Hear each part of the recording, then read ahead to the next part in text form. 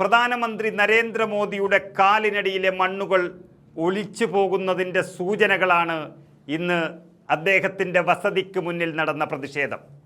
അദ്ദേഹത്തിൻ്റെ ഭരണചരിത്രത്തിൽ ഇന്ന് വരെ കാണാത്ത തരത്തിൽ പ്രതിഷേധങ്ങൾ നേരിടുന്നൊരവസ്ഥ. അതും BJPയും നരേന്ദ്രമോദിയും അധികാരത്തിലെത്തിയത് എന്തു പറഞ്ഞിട്ടാണോ അതേ അയോധ്യ വിഷയത്തിൽ തന്നെ നരേന്ദ്രമോദി പടിയിറങ്ങേണ്ടി വരുന്നു എന്നുള്ളതിൻ്റെ സൂചന നൽകുന്നതാണ് ആ പ്രതിഷേധം. മോദിയുടെ പടിയിറക്കത്തിൽ കുറഞ്ഞ ഒന്നും അതിൽ സൂചിപ്പിക്കുന്നില്ല എന്നുള്ളതാണ് സത്യം. അതായത് അയോധ്യ രാമക്ഷേത്രത്തിലെ സംഭാവന കൊള്ളയിൽ CBI അന്വേഷണം ആവശ്യപ്പെട്ടുകൊണ്ട് പ്രധാനമന്ത്രിയുടെ വസതിയിലേക്ക് ഇന്ന് സന്യാസിമാരുടെ പ്രതിഷേധ മാർച്ചാണ് കണ്ടത്. മണ്ഡി ഹൗസിൽ നിന്നാണ് പ്രതിഷേധ മാർച്ച് ആരംഭിച്ചത്. എന്നാൽ തൊട്ടടുത്തുള്ള ഫിറോസ് ഷാ റോഡിൽ വെച്ച് തന്നെ പോലീസ് തടഞ്ഞു. സന്യാസിമാർക്ക് പോലും അവരുടെ പ്രതിഷേധങ്ങൾ പ്രധാനമന്ത്രിയെ അറിയിക്കാൻ കഴിയാത്ത രീതിയിൽ പോലീസ് തടഞ്ഞിരിക്കുന്നു എന്നുള്ളത് മറ്റൊരു പ്രതിഷേധമായി മാറുകയാണ്. ഇതിനെ തുടർന്ന് സന്യാസിമാർ റോഡിൽ തന്നെ കുത്തിയിരുന്ന് പ്രതിഷേധിച്ചിരിക്കുന്നു. നരേന്ദ്രമോദിയെപ്പോലെയുള്ള ഒരാൾ ഈ രാജ്യം ഭരിക്കുമ്പോൾ സന്യാസി വര്യന്മാർ തെരുവിൽ ഇറങ്ങുകയും തെരുവിൽ മർദ്ദനമേൽക്കേണ്ടി വരികയും ഒക്കെ ചെയ്യുന്നൊരവസ്ഥയിലേക്ക് രാജ്യം മാറിയിരിക്കുന്നത് സംഘപരിവാറിന് വരെ തലതാഴ്ത്തേണ്ടി വന്നിരിക്കുന്നു എന്നുള്ളതാണ് സത്യം. തുടർന്ന് പോലീസ് പ്രതിഷേധക്കാരെയൊക്കെ അറസ്റ്റ് ചെയ്ത് നീക്കി.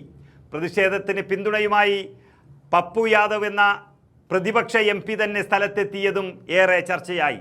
നമുക്കറിയാം, അയോധ്യ ശ്രീരാമക്ഷേത്ര ട്രസ്റ്റിന് ലഭിച്ച സംഭാവനകൾ അതെല്ലാം തട്ടിയെടുത്തു എന്നുള്ളൊരു ആരോപണം ഉത്തർപ്രദേശ് സർക്കാരിനെ മാത്രമല്ല അത് കേന്ദ്രം ഭരിക്കുന്ന BJPയെ ഒന്നടങ്കം ബാധിച്ച ഏറ്റവും വലിയ പ്രശ്നമായി മാറിയിരിക്കുന്നു. ഉത്തർപ്രദേശ് സർക്കാർ അതിനിടയിൽ രൂപീകരിച്ച പ്രത്യേക അന്വേഷണ സംഘത്തിൽ ഒരു ഫോറൻസിക് ഓഡിറ്ററെയും ഉൾപ്പെടുത്താൻ നേരത്തെ സുപ്രീം കോടതി നിർദ്ദേശിച്ചിരുന്നു. രാമക്ഷേത്രത്തിനായി ലഭിച്ച സംഭാവനകളിൽ ക്രമക്കേടുകളും തട്ടിപ്പുകളും നടന്നു എന്ന വ്യക്തമായ ആരോപണത്തിൽ CBI അന്വേഷണവും ട്രസ്റ്റിൻ്റെ സാമ്പത്തിക ഇടപാടുകൾ ഓഡിറ്റ് ആവശ്യപ്പെട്ട് സമർപ്പിച്ച ഹർജികൾ പരിഗണിക്കവേ ചീഫ് ജസ്റ്റിസ് സൂര്യകാന്തും അതുപോലെ ജസ്റ്റിസുമാരായ ജോയ് മല്യ, ബാഗ്ചി, മോഹന എന്നിവരടങ്ങിയ ബെഞ്ച് നിർദ്ദേശങ്ങൾ പലതും മുന്നോട്ട് വെച്ചതാണ്. നേരത്തെ SIT പുനഃസംഘടിപ്പിക്കാമെന്ന സുപ്രീം കോടതി നിർദ്ദേശത്തെ തുടർന്ന് ഉത്തർപ്രദേശ് സർക്കാർ പുതിയ പ്രത്യേക അന്വേഷണ സംഘത്തെയും നിയോഗിച്ചിരുന്നു. മലയാളിയായ IG കിരണിൻ്റെ നേതൃത്വത്തിൽ രൂപീകരിച്ച പുതിയ അന്വേഷണ സംഘത്തിൽ സോമൻ വർമ്മ, ഗൗരവ് ഗ്രോവർ എന്നിവരൊക്കെ അംഗങ്ങളായിരുന്നു. പക്ഷേ ആര് അംഗങ്ങളായിരുന്നിട്ടും CBI അന്വേഷണം മാത്രമാണ് ഏറ്റവും പ്രധാന പ്രതിവിധിയെന്ന് സന്യാസിമാർ ഒന്നടങ്കം പറയുന്നൊരു പ്രതിഷേധമാണ് ഇന്ന് രാജ്യ തലസ്ഥാനത്ത് കണ്ടത്. തട്ടിപ്പ് കേസ് മാത്രം അന്വേഷിക്കാനാണ് പുതിയ സംഘത്തെ രൂപീകരിച്ചത്.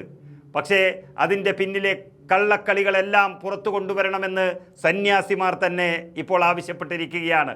പൂർണ്ണമായും ഹൈന്ദവ വിശ്വാസികളും അതുപോലെ സംഘപരിവാറിൻ്റെ വിവിധ തലങ്ങളിൽ പ്രവർത്തിക്കുന്നവരുമൊക്കെയായ സന്യാസിമാർ തന്നെ ഈ രാജ്യത്തെ പ്രധാനമന്ത്രിക്കെതിരെ തെരുവിൽ പ്രതിഷേധിക്കുന്ന ഒരവസ്ഥ BJPയെ സംബന്ധിച്ചിടത്തോളം ഏറ്റവും വലിയ തിരിച്ചടിയായി മാറിയിരിക്കുകയാണ്.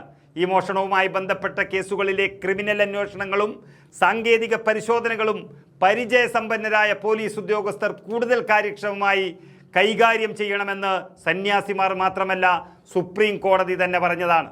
ഇതിനെ തുടർന്ന് മുതിർന്ന IPS ഉദ്യോഗസ്ഥൻ്റെ നേതൃത്വത്തിലൊക്കെ സംഘത്തെ പുനഃസംഘടിപ്പിച്ചുവെങ്കിലും സന്യാസിമാർക്കൊന്നും അതിൽ തൃപ്തിയായിട്ടില്ല എന്നുള്ളത് തന്നെയാണ് പ്രധാനമന്ത്രിയുടെ വസതിയിലേക്കുള്ള ഈ പ്രതിഷേധത്തിൻ്റെ ചുരുക്കം.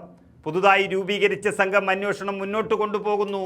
ഇതിനിടയിലാണ് സംഭാവന തട്ടിപ്പിൽ അന്വേഷണം കൂടുതലായും CBI വരണമെന്നാവശ്യപ്പെട്ടുകൊണ്ട് സന്യാസിമാർ തന്നെ തെരുവിലേക്ക് ഇറങ്ങിയത്. ഇത് നരേന്ദ്രമോദിക്ക് താങ്ങാനാകുന്നതിലും അപ്പുറത്താണ് എന്നുള്ളതാണ് രാഷ്ട്രീയ നിരീക്ഷകന്മാരും വിലയിരുത്തിയത്.